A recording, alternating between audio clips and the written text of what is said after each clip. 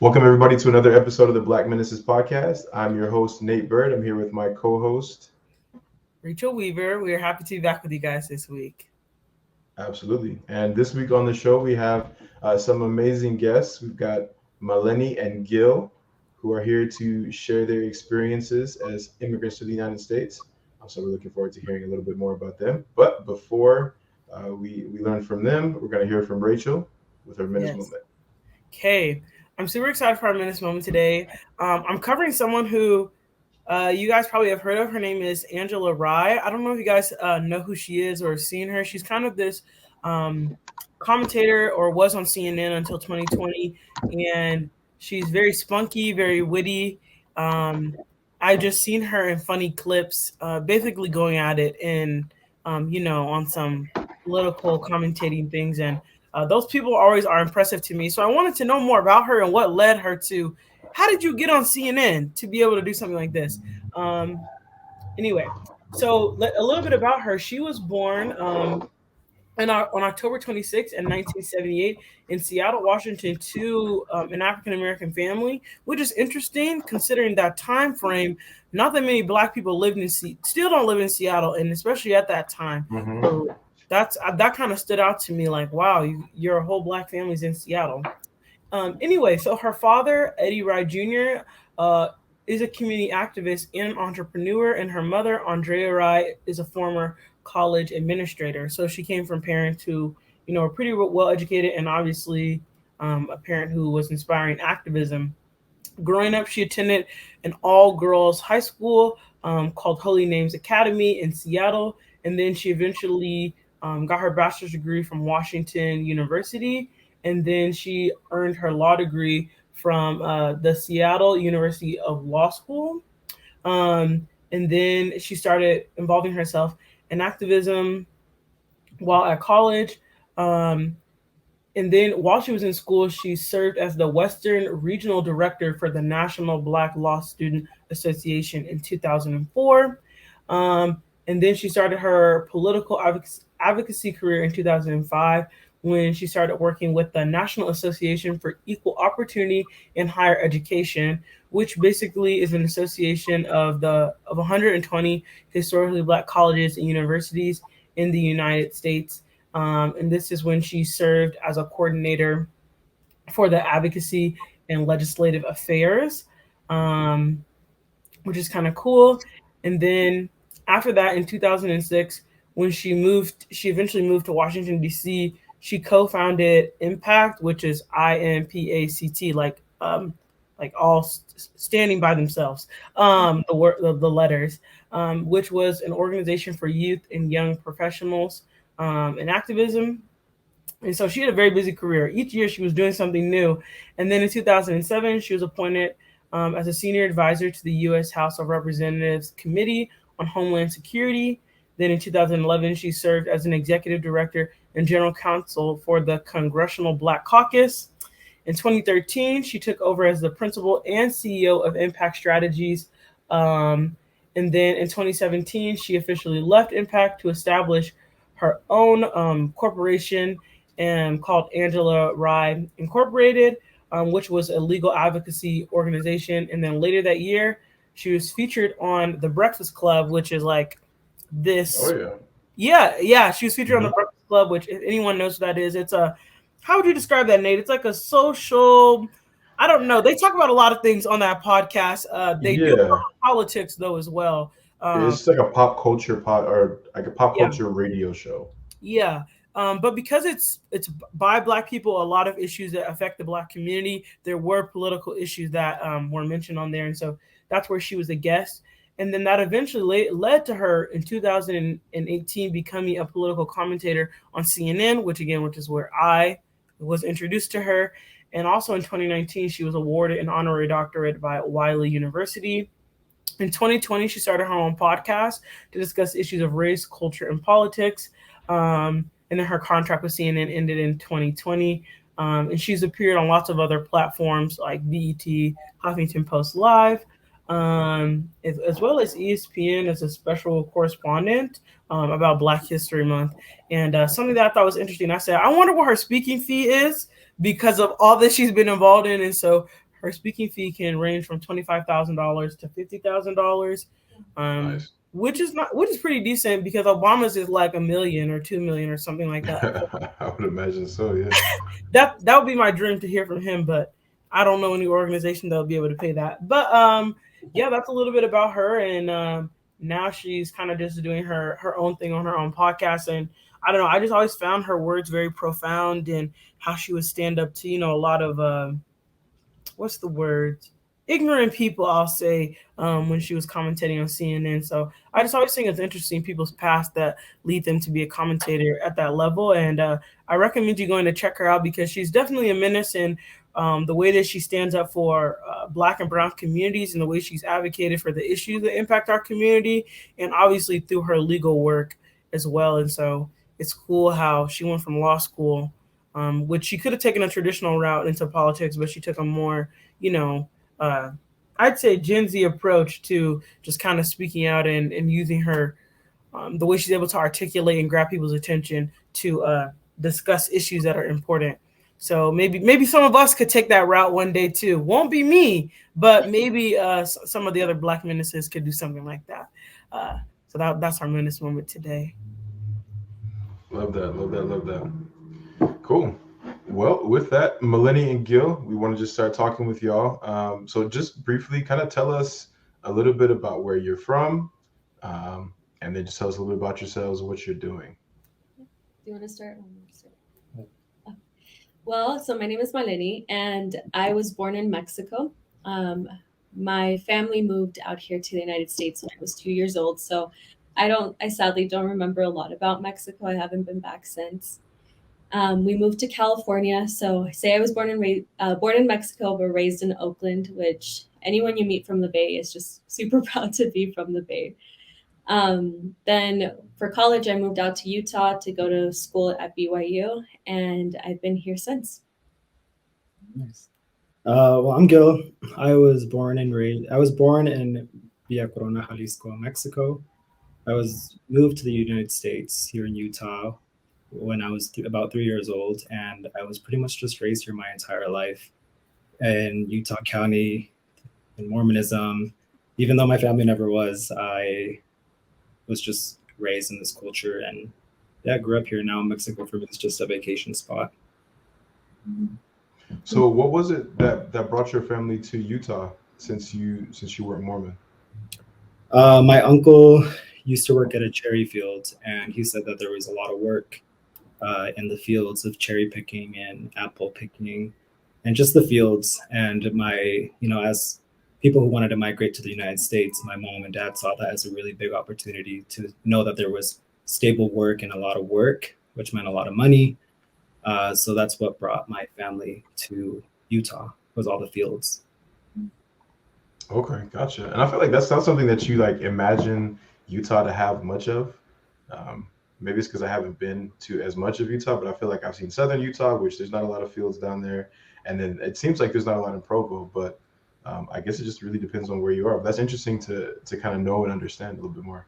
Um, so if you could both just kind of tell me like what would be different about growing up in the United States if you are not born here, or if your parents are not born here, like what's different about the average like immigrant or child of immigrant experience that maybe someone like born in the U.S. wouldn't understand? It's a big question. I think there's a lot. I think our entire lives are, well, I don't want to speak too much for you, but just every aspect of it is different, just even from starting with like language barriers. I remember as early as 4 years old, so like beginning stages of talking, remember having to like advocate for my family, and remembering like having to learn like bus systems at that point. My mom and dad joke around that like at that age I knew everything that would be on TV, and I knew when the bus would stop every time. And like, you were just so intelligent, and I'm like, oh, I was surviving. I'm like, Yeah, you had to, right? I had to understand that. So just being like hyper aware of your surroundings and knowing that like you aren't from here. I even remember being younger and like my parents telling me, hey, if we go to this event and anyone asks you where you're from, just be like, I'm from Oakland. So there's no questions asked. But even with that like answer, it's still not enough. So I would say just like what people don't think about as like basic life, daily life routines, they're not the same for a lot of us. But I don't know what you would add to that. No, yeah, it's definitely a lot. Like I feel like a lot of the Latinos have the same story where it's like at a young age, with parents who didn't know the English language, that weren't, educated, or left Mexico when they were like in sixth grade to build a family and to just come to the United States to work. They don't have that education and they don't have the language. Yeah. So in elementary, I was translating like legal documents and like doctor notes. And parents would get mad if I didn't know a specific word, because it'd be like, well, this is why we brought you here. How do you not know this word? There's like this funny saying, they'll be like, I'll translate it, but it's like, ¿para qué vas a la escuela? Meaning like, then why do you go to school? Yeah. They're like, oh, well, good question. It's a lot of pressure, I think, from a young age. It's also like I might not know this because I'm in like sixth grade, so I shouldn't know this word right now. Maybe I don't know this because it's not in my vocabulary yet. Dang. Yeah. And it's interesting because I think that we joke about it as like a community being like, yeah, like so much was expected from us. But I have seen a lot of a shift in the Latino community lately where they're like, oh, this isn't actually because I was super smart or I can read someone's mind. It's like, yeah, you were being taught how to survive in a place that ultimately wasn't created for you. And you had to learn how to be safe. So I think that was the hardest part. Understanding now as an adult, like I have a lot of sympathy for younger me being like, yeah, you had to do these things. And of course, there's no anger towards my parents because I think that they do have to rely on us. Because it's easier for us to learn a language at that age than it is for them when they started too. Yeah, that's very true. Yeah. And you mentioned having to kind of advocate for your family a little bit. Do you want to talk a little bit more about what you meant by that? Yeah. There's a few situations I can think about that come up with that, but even as simple as like going to school, like, parent nights or open house or whatever they're called. I remember, I think it was like first, second grade, my mom being like, okay. And I think about it, like I went to a school that was predominantly Black and brown, but there's still that language barrier. So I remember my mom walking into the school and be like, hey, like, just fake it till you make it. And so she would talk to the teacher was speaking to her. She would nod her head and she'd look at me and I'd be like, here's the key word of what she was telling you. So like, that's a simple way, but it was almost like, yeah, my mom knows what you're talking about. Like, it's fine. Or even, I brought this up earlier, but we would take the bus a lot of the time because when we got here, and I can go in depth into this a little later, but we lived with my entire family in like a 3-bedroom apartment. And when I mean entire family, it's like 20 plus people.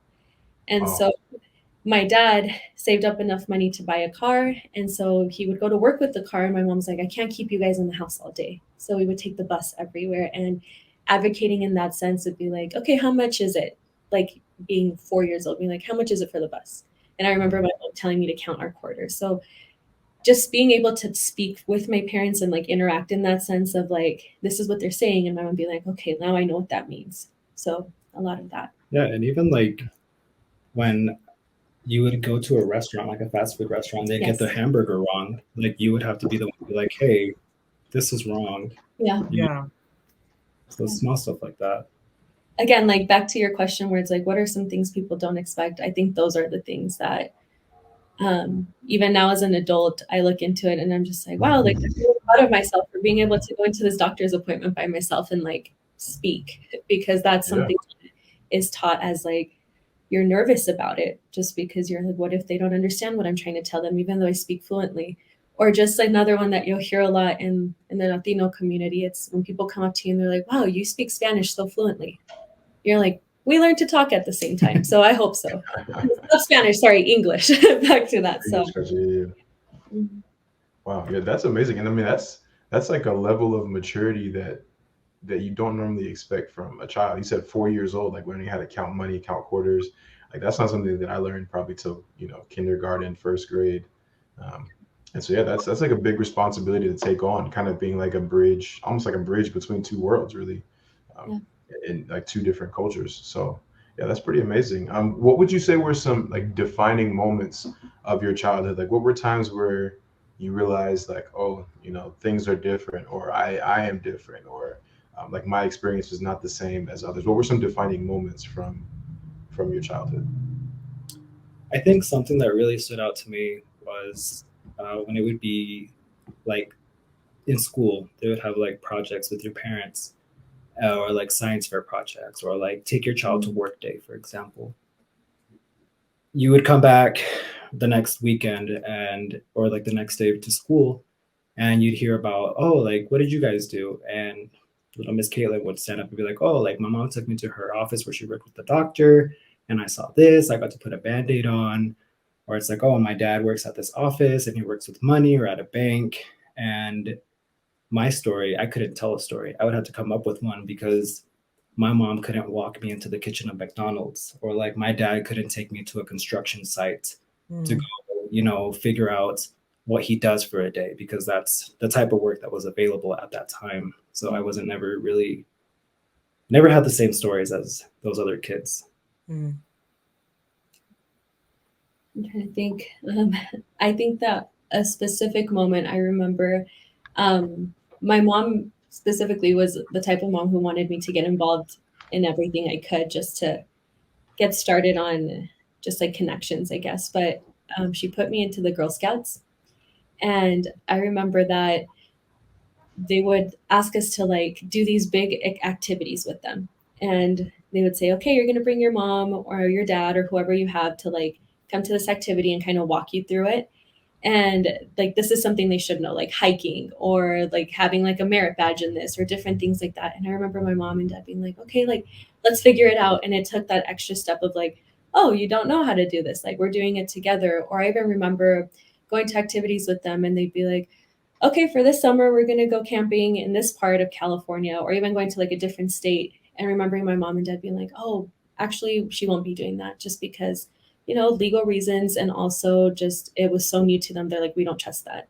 So just having those opportunities, and it's not that they didn't want me to have them. It was more so just like, we don't know what that's like. And we don't want to do anything of sending you out there. So that makes sense. Yeah. So that's it. I mean, that makes sense. Just like your parents aren't like fearing it because they don't like trust people, but they want to protect you. They want to protect themselves, protect their family, and keep you guys safe. And that's a different level of, I mean, they haven't experienced certain things in this country. How could they trust it or understand it themselves? So it makes sense. And I want to get a little bit more into the differences in you guys' experience, just because you both kind of grew up in different places, right? There's a lot of similarities just in the immigrant experience overall, but Maleny, you grew up in, California, Oakland, around, I'm assuming, other people who are immigrants or other brown people. And Gil, growing up in Utah County, that's very different. And I'm just curious. I'm just curious, like, what was that like? You guys can share some ways that, I mean, as you've talked as friends or just knowing about the differences from being here. What are maybe some unique parts about being an immigrant, Gil, here in Utah County, and being non-LDS, right? Because that's another layer of maybe exclusion or not being a part of the main group. And Maleny, what was that like? Maybe do you feel like you found other people who were immigrants and found like camaraderie in that, or was that helpful in high school or growing up and younger, as you became older? And so I'm just curious if that was a part of either of your stories, or if you found people as well, Gil, here who were also immigrants. Because I do know there is like a large immigrant population in Utah that's kind of like unexpected, that people maybe aren't aware of. Yeah. Do you want to start with that one? That was a lot. So answer that with however you want. Great question. Yeah. So yeah, growing up here in Utah was definitely very difficult, just because like everything I was taught and what I knew and was comfortable with was not accepted at all. Like my culture was not accepted. My family's work ethic was not accepted. Religion was not accepted. It was just. I'm sorry. Could you go back? Could you just kind of elaborate? What do you mean that the work ethic wasn't accepted? Like the type of work that my parents would do was not the type of work that was typically like an ideal job to have. Or even like not valued. I feel like that's always what I've seen. I don't want to again speak for what you're saying, but the work that I feel like people who are immigrants do is just not valued in the same way, but it's just as important. Yeah, it's like people working at McDonald's were typically like high school students, and my mom was a full grown up trying to raise 3 or 4 kids, out of this minimum wage paying job. Well, these high schoolers were just, getting money to pay for clothes and stuff like that. It's kind of what I meant with like the work ethic and stuff like that. But growing up here, I was pretty much the definition of a minority. I was like one of the few brown kids in my school. It was just like me and my sisters, I remember. And growing up, I learned English with the rest of the group because I started in kindergarten, so everybody was learning what a wheel was, or what a triangle was, or what 2 plus 2. So it made it more difficult. more easy to learn all that. Right. Everybody. Finding the community, the Latino community, was pretty easy, but in not the best way, because they stuck all of the Latinos in ESL classes because they weren't at the same reading level as a person, like as a white kid would just be at. If you were in second grade, you were expected to be a second grade or third grade reading level. But because I was juggling between 2 languages, I was a bit more behind. And they would consider that a reason to either hold you back an entire grade or to put you in these special ed classes. So that's where I found most of my community was, unfortunately, in these like English learning classes. But that made it stronger in a sense to like, okay, I'm not the only one that's struggling with this. Just building more of a tight community. That's interesting though, that like something that, that probably was isolating in certain ways. I don't know. I'm curious, like, was that isolating? But then it sounds like you found a community amongst something that I felt like excluded you in a certain way. So what was, I don't want to speak for that. So so it would definitely be interesting because, like, for example, like let's stick with the whole reading thing. You had to be able to read, like, for example, when Dr. Seuss Day came along, and you'd have to bring your kids to read you books for Dr. Seuss books, which were like easy elementary school books. If you didn't know how to read those books, you just weren't going to attend that. And so I felt like it was just, they did isolate you because of a certain thing that you couldn't do. But today, there's a lot more resources. There's Latino teachers. There's people of color in schools. There is people who are aware that, okay, you just migrated from Mexico, left everything behind, your culture, your language, and everything, and now you're expected to learn all this. Now there's a different approach to it than there was back then. Back then, it was just like, if you don't know how to read, you're either, mentally not okay, or you're just a slow person. And that's how most Latinos were just kind of looked at, because they weren't at the same language rate that these other white kids would be at. Right. Did you feel like that was perpetuated by the teachers, or was that just was that just the culture of the school, or did you feel like teachers treated you less than? What kind of walk me through like what that was like? Do you feel like it was perpetuated by the teachers, or were they just kind of like victims of circumstance? I think they were just victims of circumstance, because I'm not going to say I had terrible teachers during elementary school. I had teachers that really made a really big impact, that, they did change the way I viewed myself as well. For example, like my full name is Gilberto, but a lot of these white teachers could not say my full name. So they'd be like, you know what, let's just call you Gil. And it's like, that's with me. And I loved it. And so now everybody just kind of knows me as Gil. And I still use that. But I feel like it was more of the education system that was back then. That was just more directed towards English speakers. Yes. So it was like the system of the school per se, and like teachers can only do so much. And it's interesting. I don't know if a Utah school system back when we were similar age, like we're going through elementary school, had the resources to maybe support a student like you, right? Versus like Chicago public school system, not that they were the best, but I know that they were used to having students from different. I know that there were different programs and resources available because I saw it. They were available to people, and less isolating. Like it was more like this is just every day for everyone. Like, of course, we have people who speak different languages, and so I don't know if that was the vibe here in Utah. Yeah, it was very much the vibe here, honestly, because there wasn't a lot of resources back then.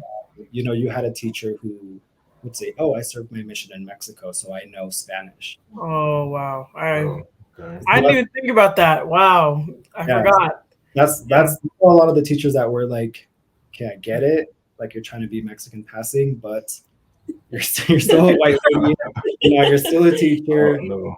I still, you know, instead of like they would use like very like by the dictionary words. Like for example, like in my home, like we use lapicera or lapis, Yeah. and they would use like boligrafo. And I'm like, what the hell is a And then fail boligrafo? you for saying that. You're like, Yeah, and so like the education Yeah. system, I feel like was very like much like a checkbox. Like if you say it and were able to say it fluently, they check you off. If not, they downgrade. Unfortunately. Interesting. Okay. So with that, and this is so fascinating to me because like I have not had a chance to, or growing up, I didn't have a chance to interact a lot with very many immigrant people. And then like coming to college, I got the opportunity to talk with people a little bit more, but I've never really had a chance to just kind of like fully understand the story. And so I'm learning more as I go on. I'm loving that. But I want to ask, like, how have you seen things evolve over the years? Like, obviously, we're in a much different place than we were, say 10 or 15 years ago. So, how have you seen like the cultures surrounding attitudes for immigration and awareness around immigration? How have you seen that change? So in the education system is what you're asking? Just in general, like throughout the country, like the political climate, like what kind of changes have you seen towards immigrants and awareness and attitudes and things like that? Well, definitely something that has really changed is definitely the fact that there's more Latinos going and getting through college, getting the educations that they are wanting to achieve. And with that being said, there's also people who are activists for um, their culture and stuff like that. They don't want it to die down. They don't want it to be shut down or, have that volume turned down because of that's it not being what United States does. So I definitely do think that it's changed in that way. Also, there's a lot more resources. There's a lot more resources that are being thrown out there by Latino owned or brown owned communities to help each other. Or either if it's just because you're just getting here to the country or you've been here for years and are just trying to figure out how to navigate certain things like a checking account or your social security or your 401k, stuff that aren't normalized in Mexico. yeah, I would agree. I think that like what I like from what Gil has been saying is that a lot of the changes or just any progress we've made has been because of the immigrant community.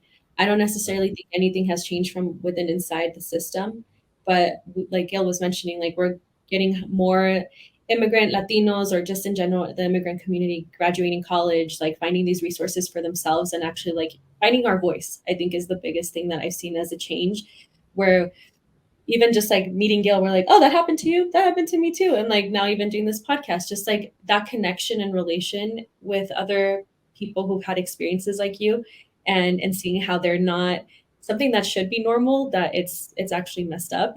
And so speaking up for ourselves has finally started to happen a lot more and finding that support. Yeah, I feel like our parents did the job. They brought us here to this country and now we have our own voice. And we're here to stand up for what's right and stand up for what we believe is right and for our own culture. So 100%. Our parents did the labor job of it, and now we're just here to make it count. Yeah, like make their sacrifice count too. Yeah. I think that's a big feeling we have within this community is like whatever sacrifice our family members have done, like we want to make it count for them, because just leaving your home completely and moving into a different, not just a different state, but a different country, a new language, a new system, navigating that for them was extremely difficult. And in a way, we are more privileged than them because we were able to grow up in it and still experience the hardships of it, but just being able to understand it more where we can make a safer place even for our family members who started it off for us. I think that's the biggest change I've seen. And just pushing anybody else to be like, hey, like we're here and we're staying and we have a voice. And we have a voice. Yeah. Yeah, it's true. And something I've even seen is just like awareness of issues surrounding immigration has like increased, which has also come with like the racialization of immigration as well over the years. Like that has been a problem. Just because it's just interesting the way it's been racialized on particular groups and just like hyper selectivity, hypo selectivity of immigration. Because it's really interesting to me that immigration has become only Latino facing issue. I don't know you guys' thoughts on this, but immigration there's a lot of ethnic groups, racial groups that immigrate to the United States. And it's interesting to focus on the Latino community. Definitely like one of the highest groups that have come to the United States in immigration. But something I studied in sociology was the amount of immigrants that have come to the United States from Central America, Latin American countries is actually at the all-time low just in recent years, because now there's like first, second, third, fourth generation of Latino and Hispanic people in the United States. And now in the recent years, it's been actually people from like African countries that are the highest amount of people that have been immigrating to the United States. And so I don't know why I'm saying this. I'm just saying it's been interesting. That's one of the things that I've noticed is how it's been racialized. And I don't know if you guys have any thoughts on that as well. I feel like that mostly comes down to the Trump presidency, in my opinion, just because when President Trump said, when you think of rapists, when you think of drug cartels, when you think of illegal immigrants, he would always put Mexico as the picture face of all that crime. So I feel like that stems from the Trump presidency, especially maybe it didn't before, but now it's just more magnified because I mean these were words that were portrayed on thousands of televisions over different media, like social medias and stuff like that. So I feel like that's where that kind of stems, is from the Trump presidency, thinking like, you think of an illegal immigrant, Mexico. You think of a rapist, Mexico. And that's just where that, I feel like it's very connected to that, 100%. No, I agree with you. I think I saw this TikTok that was talking about how the Trump presidency created like there used to be like 3 or 4 types of Republicans, and this created like a separate category, a new category of Republicans who were just racist. And, maybe we're feeling like, oh, we're progressing. I don't feel like I can be that person. And Trump gave those people a platform. I think that people might have thought that or felt that way.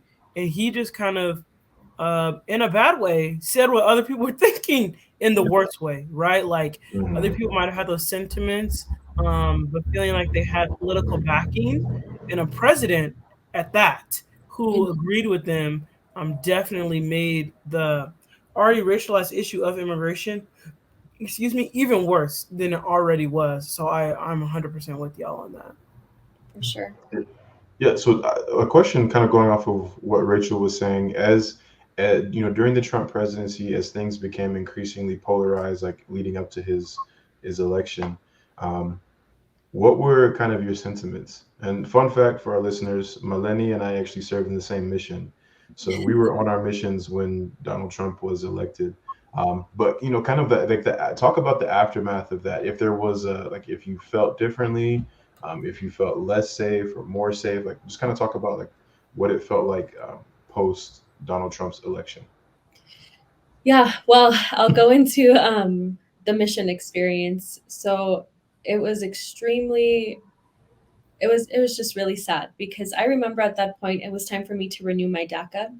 I'm a DACA recipient, and at that time I was kind of like in a limbo where either I had to go back to California to renew that or stay in Texas and like wait a longer process for it, while at the same time having to do everything that a missionary does. And what was extremely difficult about it was not to call anybody out, but I had a lot of companions who in that sense were extremely ignorant or just not sensitive about that situation and completely ignoring that the comments they were saying were directed to me.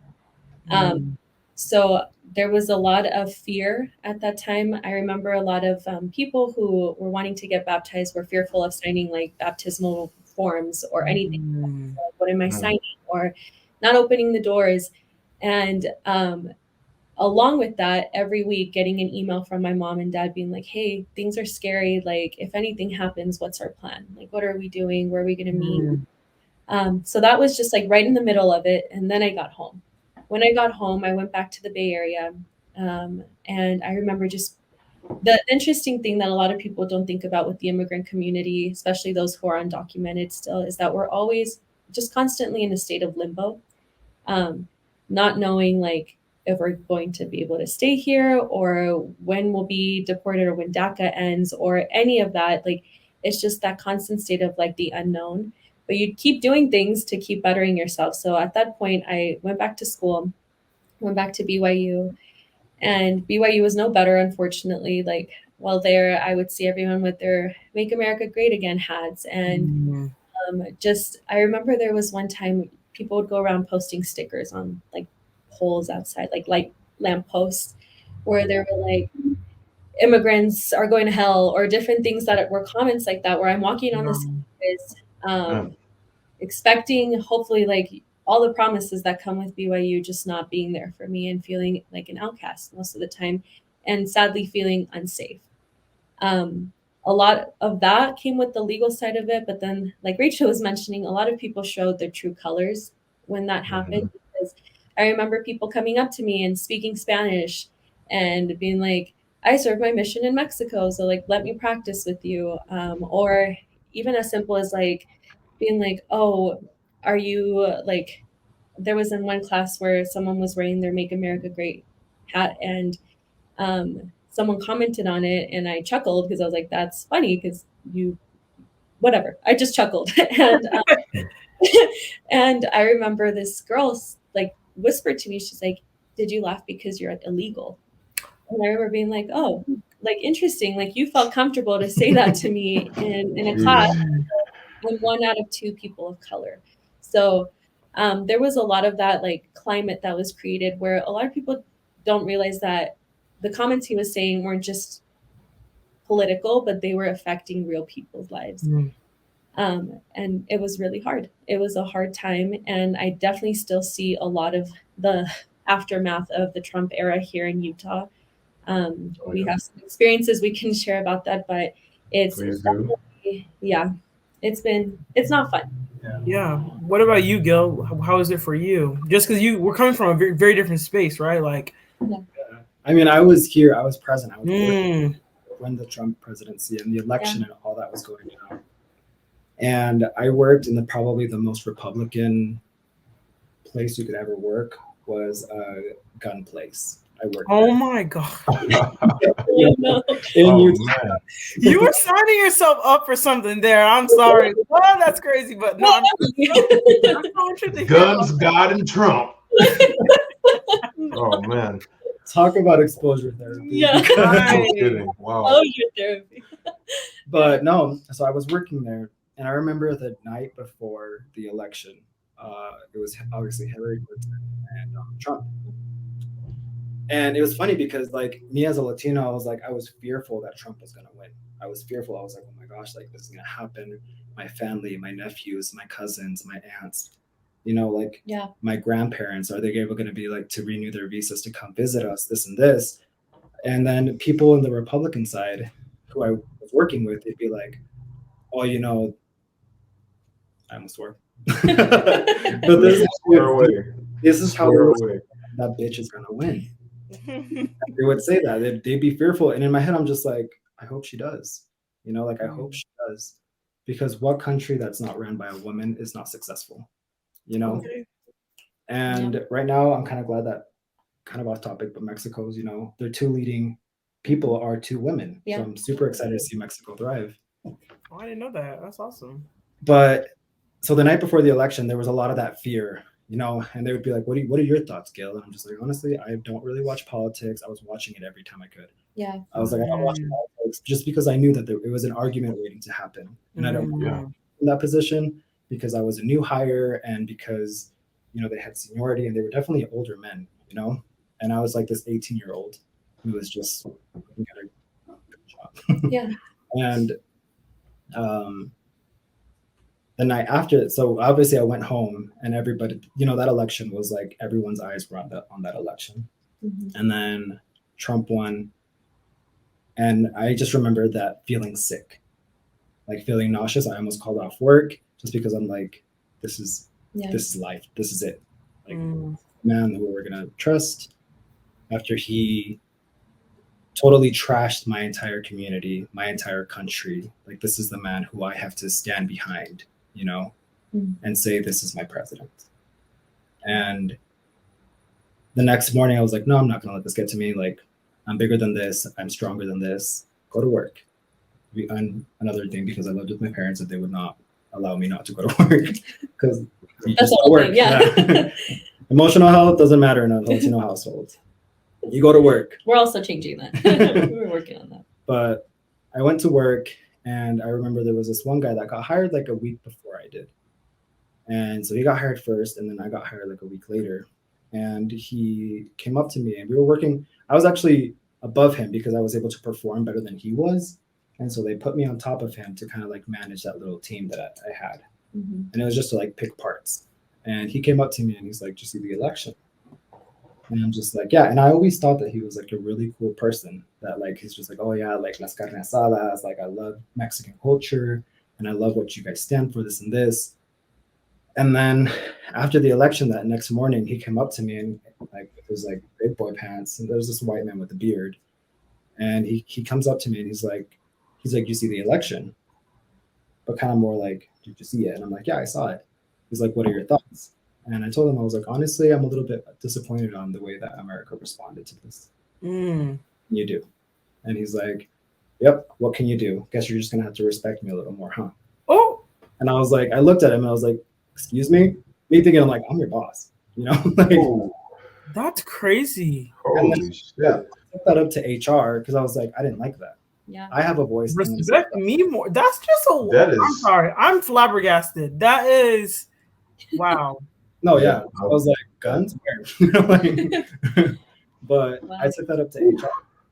And HR, again, very Republican place, very like, you know, they almost threw a barbecue because Trump won, I felt like. And I took it up to HR and she's like, well, what can you do? Those were just the election polls. You're like, I'm not reporting that. I'm not, yeah, that's what I said. I was like, I'm not reporting that Trump won. You know, I'm like saying like, I'm getting harassed because of my race. Like there is a racist on this team. And she kind of like played it off like, well, aren't we all here? Like, you know, isn't that why you're here? And so I just kind of left it. I quit. And yeah, I found another job. Wow. My goodness. They said HR at a gun shop is just another type of gun. HR 45. Go get my HR. No, well, I think that's where we were discussing this earlier, where in PWIs, like predominantly white institutions or places in general, I think that like overt racism isn't necessarily the problem, where it's more like microaggressions. And we definitely see that a lot. Like that, they're like, well, did he say he hates you for being Mexican? You're like, no, but basically. Yeah. And so I think that's where a lot of gaslighting comes into Black and brown people, where we're like, hey, like I felt like that was a little off, but now I'm going to gaslight myself because you didn't mean it that way, but you did mean it that way. But I'm wrong. And if I say anything, then I'm the aggressor. Right. Because of my skin tone. Because of our, simple as that, because of our skin tone, because of being immigrants, anything like that. It's just, it's really hard to navigate in a place like that, for sure. Yeah. Kind of like me and Maleny, we share an experience. Yeah. We were on the train because we obviously we live in Utah County, but we work in Salt Lake. So to save money on gas, we ride the front runner. And we are both students, so we both have our student pass, and with that student pass, you get free front runner pass. Like you can just ride the front runner and the UTA buses as you please for free. And we were on there, we scanned our passes, and for some reason they were not scanning that day. And the day that they're not scanning is the day that there is a person checking for tickets. And we sit down because we're just like, whatever, they never check tickets either way. So we sit down and we're just going about our morning like normal. And we see that guy and we're just like, oh, well, our school IDs aren't scanning. We'll see what he says. And he's like, tickets? And we're like, oh, we're students. And he's like, okay, let me see your IDs. And so we pull out our IDs and he like goes to scan them on this little thing and they're not scanning, but we knew that. And he was just like, what did he say? Well, even mind you that this man, he's an older white man, and before us, he's scanning everyone's ID, like tickets, and if they, most of them didn't have a ticket, and he's like, "Oh, it's okay, just download this app, pay for it here." But he gets to us, and Yeah. immediately it's an aggression. And so we're sitting there, and he's like, "They're not scanning, they're not scanning." And so we're like, "Oh," he's like, "Well, you probably didn't pay your bills. You probably didn't pay what you had to pay." And we're like, "No, that's not it." Yeah. Gail even was like, "Here are my classes. This is what I'm doing."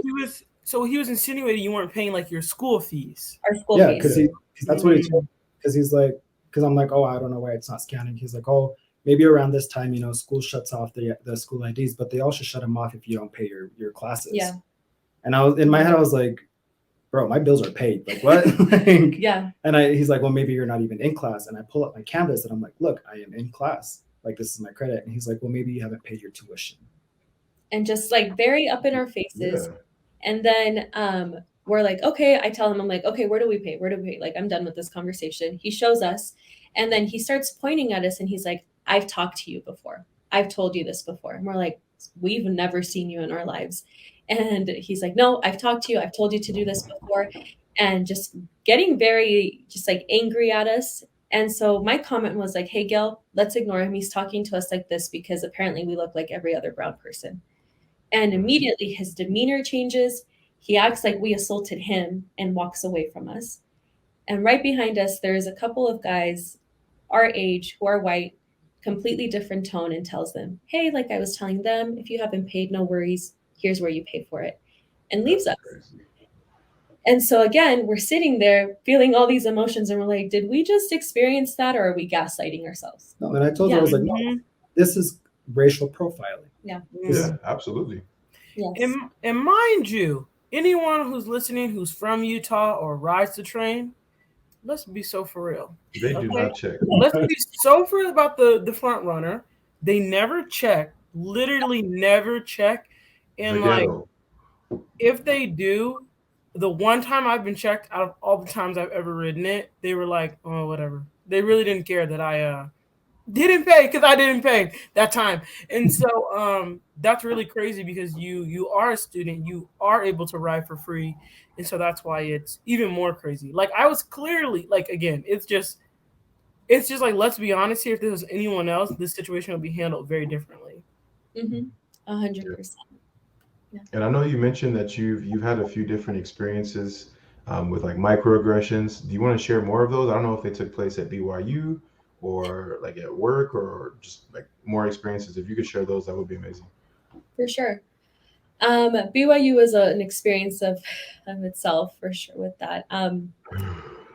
Most would call it hell. Well, I definitely want to share like any sympathy, empathy, and love for anyone listening who is currently at BYU struggling with anything similar like this. It is a very lonely feeling going through an institution like that who makes so many promises of like belonging and care and nurturing, but really you just feel like you don't belong. So just want to extend that there. But just from some of the hardest ones that I feel like other students can connect to, I remember it was my second to last semester, and I was so excited for graduation. I was ready to be done. And I had a professor who, the very first day of class, made us do an assignment where he talked about what our greatest dreams would be. Like anything super realistic or unrealistic, like just write it down. And one of my greatest dreams is to one day buy my parents a home, just provide for them, have them settled, and just like show them my gratitude that way. We leave it at that. And as it's common at BYU, you start off your lectures with a message or an opening prayer, whatever that will help draw the spirit in at that point. But that professor was sharing an experience that he had with his family where he started off saying, this is one of the hardest things my family has ever gone through, but we made it through. So I was like expecting something really bad. I'm like, well, let's see what he says. And he pulls up a picture of his family and he says, my daughter and son-in-law were in the process of adoption, starting their family, and they adopted this individual that was really hard for us to accept. And I was like, okay. So then he's like, our family really struggled with this, and pulls up the picture. And it's the parents who are both white and this little girl who is black. They're like, this took a lot of us to like redefine how we thought about everything and just really learn to love her. So just in that, I'm sitting in that room and the other person of color sits right next to me. We both look at each other and we're like, I don't know if you got that feeling too, but everyone else was like in awe by this story. So I should have known that was the start to a lot of difficult moments with this professor, but it went as far as him starting to harass me for a lot of things. Like, again, I bring in the microaggressions because he never came up to me and said, hey, I don't like you because you're brown, but he might as well have said that. I would have respected a little bit more. But he would say things to me, for example, where this girl who looks nothing like me, except that our skin tones were kind of similar, comes up to us and he's like, hey, I just want to let you both know that I'm so glad that you sit in the same spots every day, because if not, I wouldn't be able to tell you apart. And so that was number one. Crazy. Where we've and you know what's crazy is that's not the first time that I've heard a variation of that. Like there have been other people who have said similar things happen to them with professors too. That's what it's not fun because again, you leave that space and you're like, maybe I felt some kind of way where he didn't mean it this way. And it's just a lot of back and forth with yourself. I had experiences where I'd have other classmates come up to me. One specific came up to me, grabbed my hand and said, hey, can I take a pic? No, she didn't ask, sorry. She took a picture of my hand and she's like, I love your skin color. I'm going to show my tanning place this skin color so I can get it done. Yeah. Came back the next day looking orange. So I don't know what I look like. But LOL. But things like that where you really sit back and you're like, hey, that didn't sit right. Or one of the hardest experiences I've had in a religious class at BYU was sitting there and being told that in the resurrection we'll all be resurrected perfectly and that we will be white as snow. And so I remember sitting there, another classmate, again, one of two people of color in that class. And we come out and we're like, so what do you think you'll look like when you're white? Because that's just the experience we left. We're like, what does that look like for us? We didn't believe it, but I mean, we're being told this by someone who is certified or just got this job to teach us this concept. So a lot of that where compared to my experience of growing in the Bay Area, nothing like that ever happened. I'll go into it a little bit, but I grew up in every school I went to, again, was predominantly Black, brown. The minorities were usually white students. So I grew up with a lot of diversity in religion, culture, sexual orientation, everything you can think of. I just had such a sense of community, even with like the immigrant community, because my family was all out there. My friends, I had a lot of friends who also signed up for DACA at the same time I signed up for it. We were so excited to finally get our licenses or things like that. So then I remember moving to Utah and first being told that I was accepted into BYU because I'm Latina, not because of my grades or anything I worked for. So it was a big shift for me that I have worked through to do a lot of healing for that and really find my community and find myself. So. Wow. And I just have to say, I kind of feel like a clown right now because I always had it in my mind that like Latino people at BYU had it, like they were more accepted. I thought that was kind of more of the sentiment. Hearing from y'all and just kind of like learning more, I'm realizing that's not the case at all. And I'm having to like really shift the way that I think about things because man, like some of these stories, even I didn't like have some of those experiences as a Black person at BYU.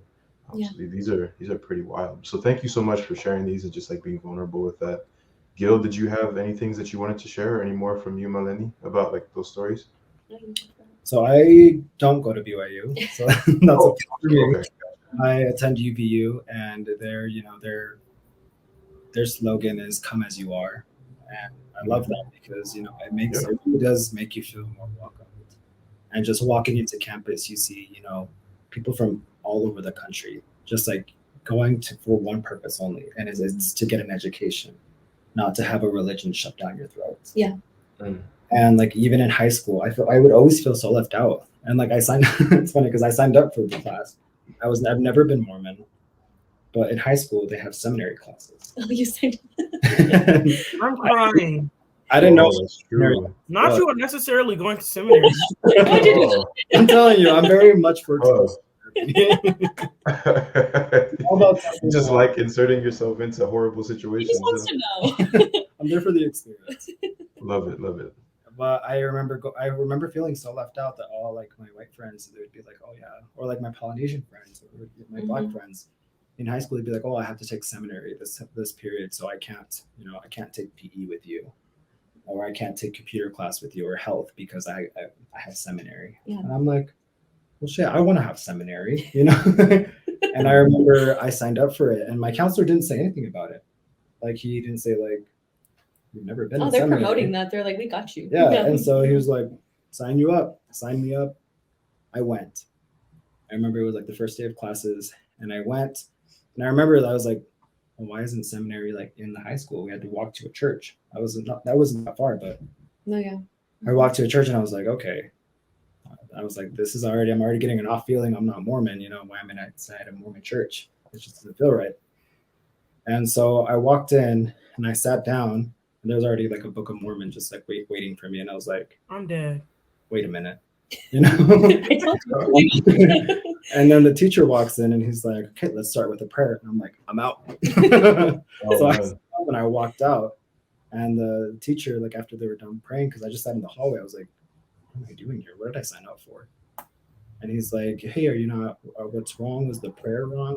Or do you feel uncomfortable? Like, would you rather sit next to, you know, this person? And they said their name, and it was a person of color. And I'm just like, no, I think it's just that I'm not Mormon is what I told Right. him.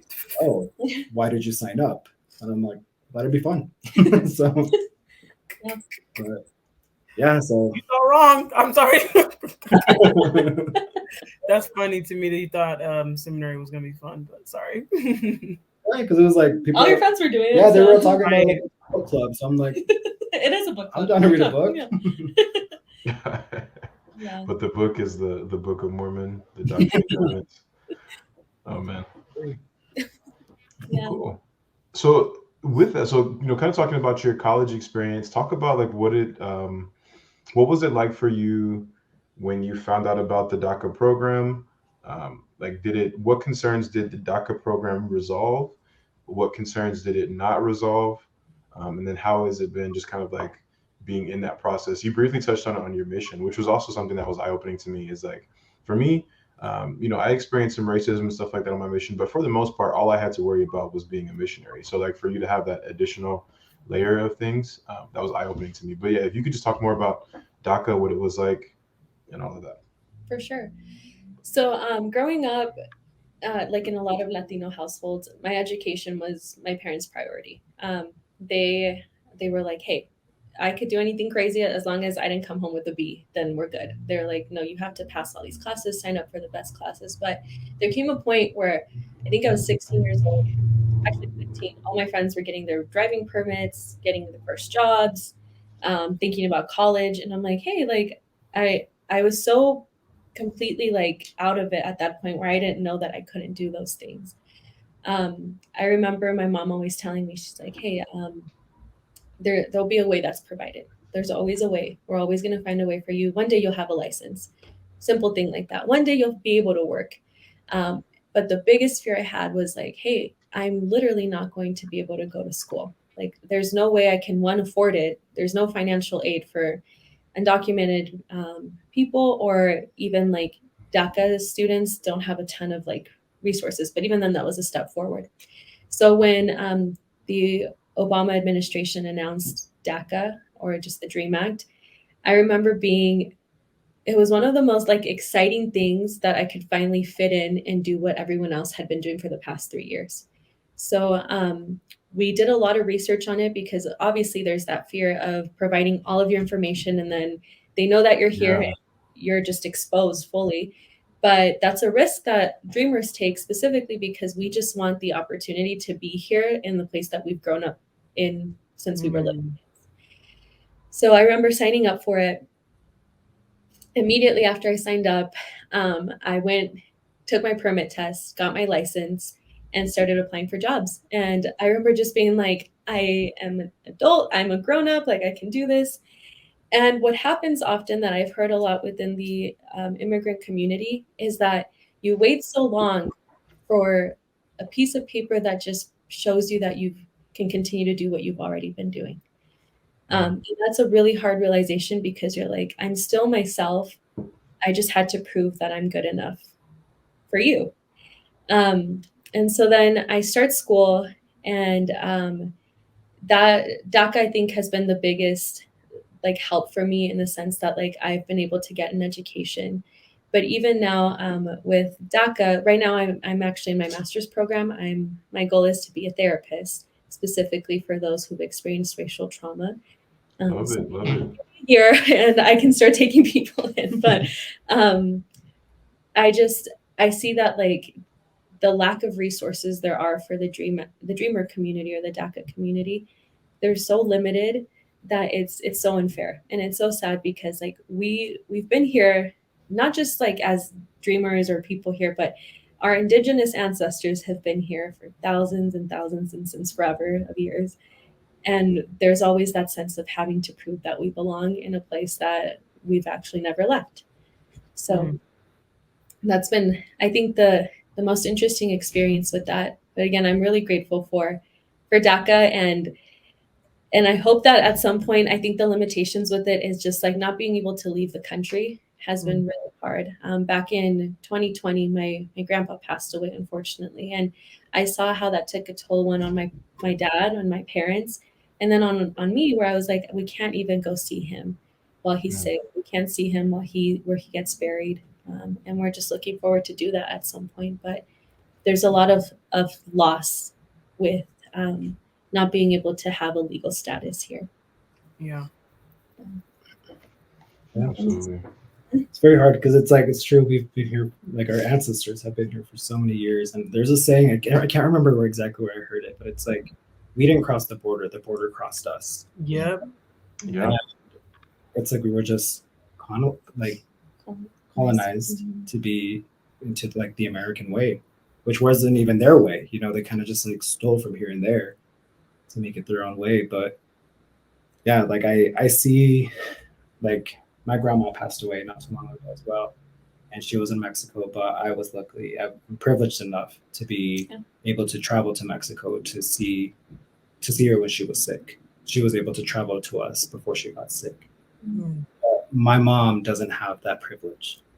She's been working on it for years, has spent thousands and thousands of dollars on this process that you sit down at a desk and some American, that's ride or die for America gets to choose whether to say, yes, welcome to our country, or no, go back to yours. It's just, because I saw the toll that it took on my mom not being able to see her mom while she was sick. Everything was over FaceTime.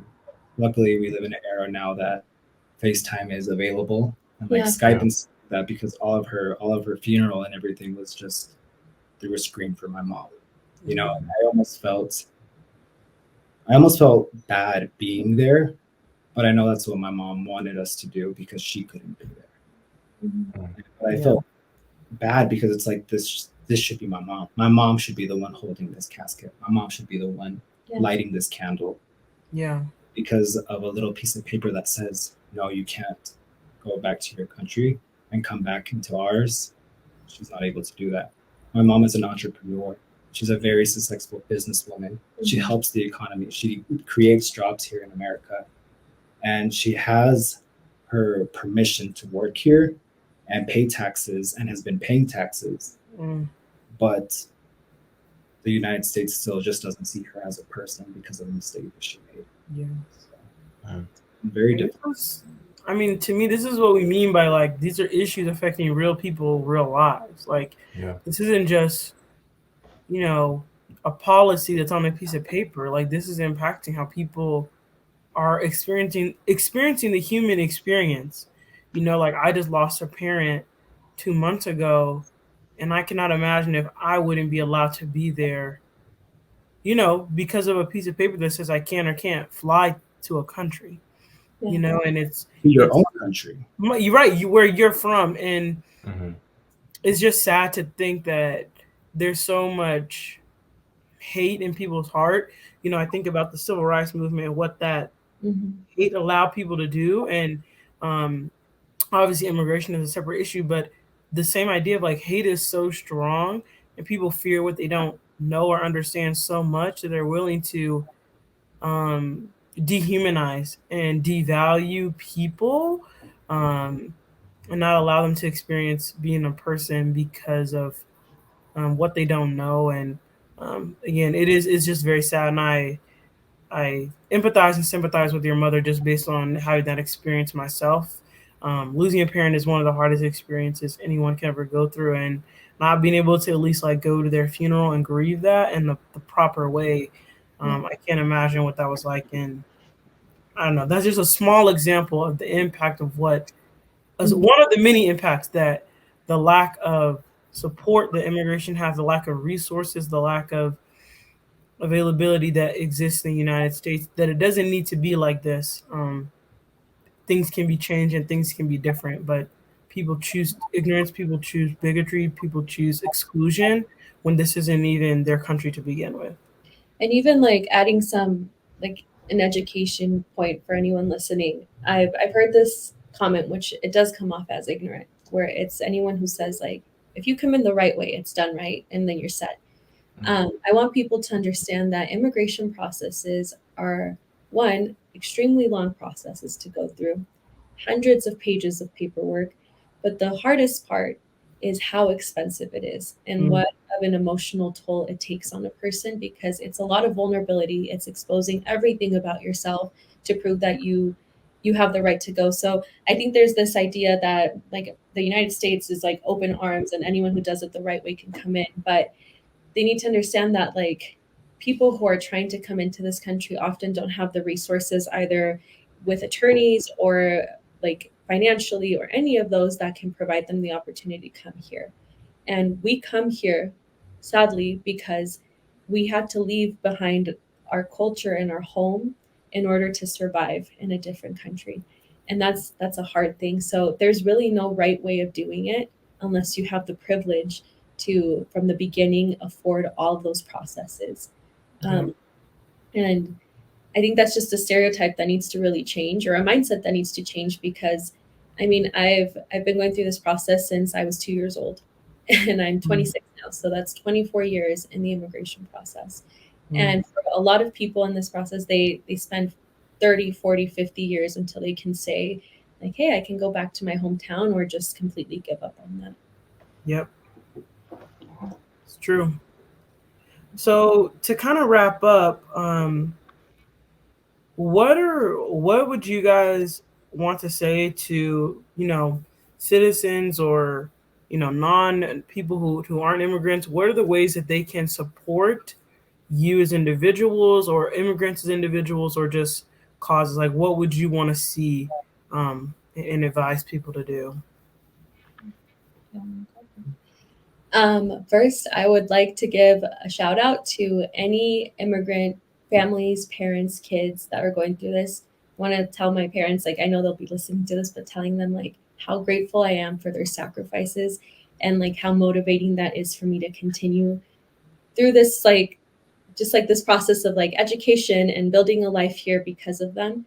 But that shout out specifically goes out to those immigrant parents and families, to let them know that it's worth it, and that there are so many resources out there in communities to support you, and to look out for those. And for citizens of the U.S., I just really, an invitation I always ask in any topic like this is just educate yourself. Like take a moment to, and not to go up to a friend and be like, hey, tell me everything about your process. Like don't create a token person out of them, but like really look for resources, organizations, books, anything you can find that will educate you on the topic about what people are going through. And don't wait until someone in your life is going through it to care about it, but like focus on it way before, so that when someone does come into your life and you can be that form of support for them, you can help them out at that point too. Going along with that, it's like, yeah, it's definitely a process to go through. And, to all la raza that's listening out there, like, si se puede. And we're going to get through it. And life is hard. Life is hard. And a quote that comes to mind a lot when talking about these issues, about like being an American and being Mexican, is from the movie, the original Selena. Yeah. When the dad, when they're driving in the car, And the dad says, it's hard. It's hard to be a Mexican American because you have to be more Mexican than the Mexicans and more American than the Americans. Yeah. You have to live two different cultures and know them both so well. And it's hard to get that across sometimes, but there's so many resources out there. There's so many people that are willing to help, or even if somebody who's gone through a specific process, like they may have, the highlights that they could give you, or like little tips and tricks on how to go through the process a little bit easier. So definitely reaching out to the Latino community. If you're a high school student or junior high student right now and you're Latino, something that really helped me connect to my roots and really put me in my Latino community and made me realize that I wasn't the only one there is a program called Latinos in Action. Dr. Jose Enriquez, he put all this together, and it's a really amazing community to be in that. Wow. Well, thank you so much for sharing. This has been a very sobering and educational episode for me.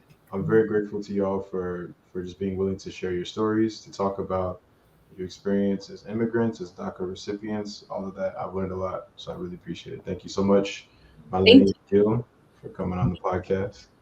Yes, thank you so much. We're just very grateful and appreciate your vulnerability, just because this isn't always easy, and this is something hard to share about, right? Like, this is scary, and I just really appreciate you using your voice to talk about something that's really important, and there needs to be more emphasis and support around this. So again, just thank you so much.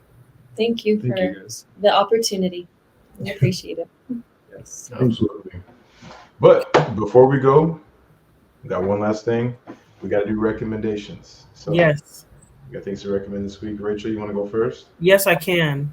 All So right. mine is a little more serious, just based on our conversation today. It's reminding me of a lot of things that I studied in sociology that allowed me to kind of be aware of issues affecting the immigrant community.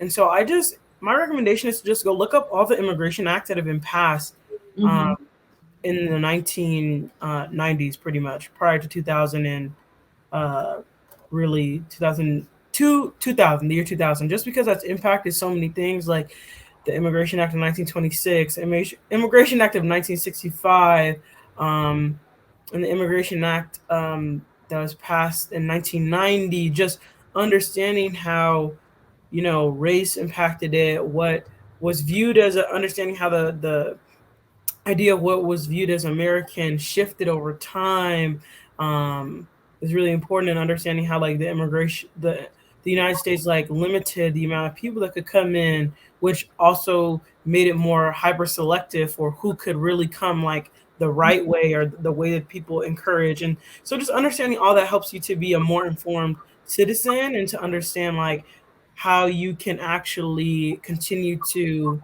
work towards progress. Because I feel like people who actually understand everything that's happened in the United States immigration process are the most open and liberal with their ideas, because you understand how fucked up it's been. Sorry, that was a very vulgar word, but I'm just saying that's the best way to describe it. You understand how messed up it's been, how racialized it's been, and how problematic it is.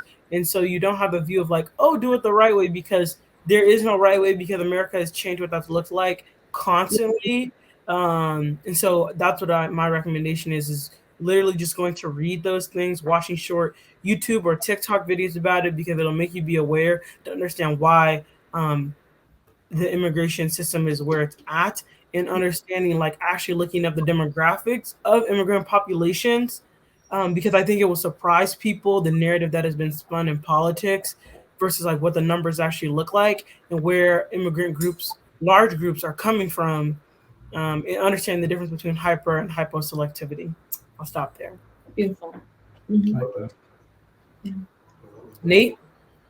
Yeah, for me, mine is not as intelligent or educational. In my spare time, or really time that I should be working, I like to watch bad movies, or just low budget movies. And every once in a while you find a hidden gem. I watched this movie called Parallel. It came out in 2018. And basically it's about this group of friends that like find a mirror that allows them to like travel into different dimensions. Um, but it's like it's basically kind of like a multiverse idea where like the same version of them exists in another dimension, but like things are like slightly different.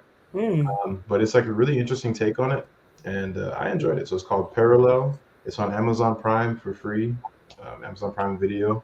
So if you get a chance to go watch it, I'd check that one out. It's a pretty good one. That's my recommendation.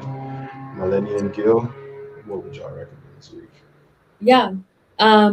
This is a book I always recommend. It's very validating for anyone going through experiences that we've discussed today.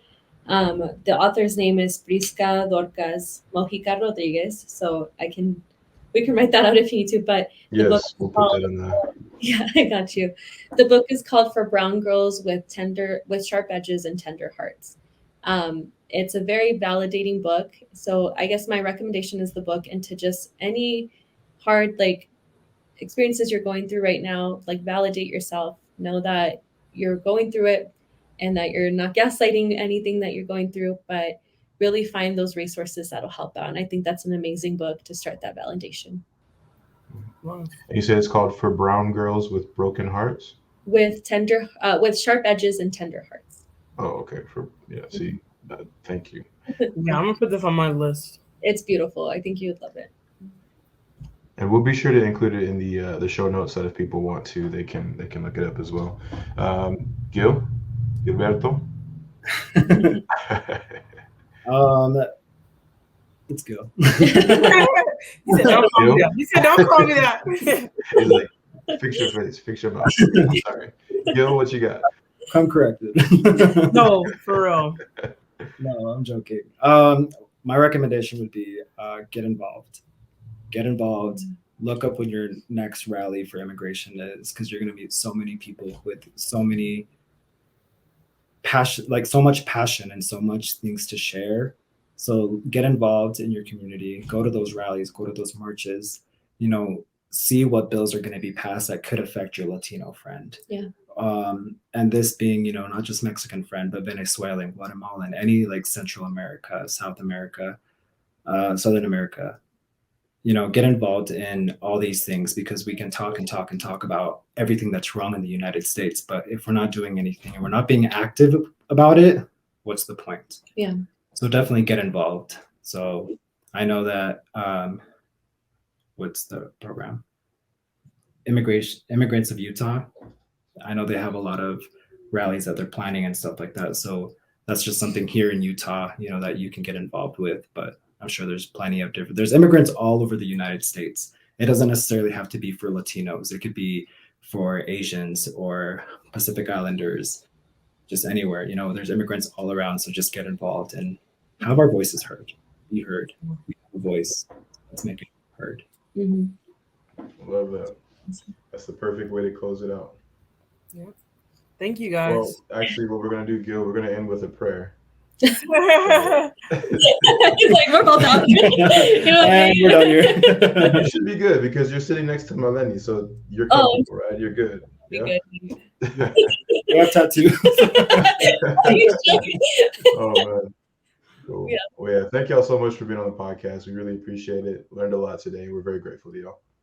Thank you. I appreciate you having us. Thank you so much. Cool.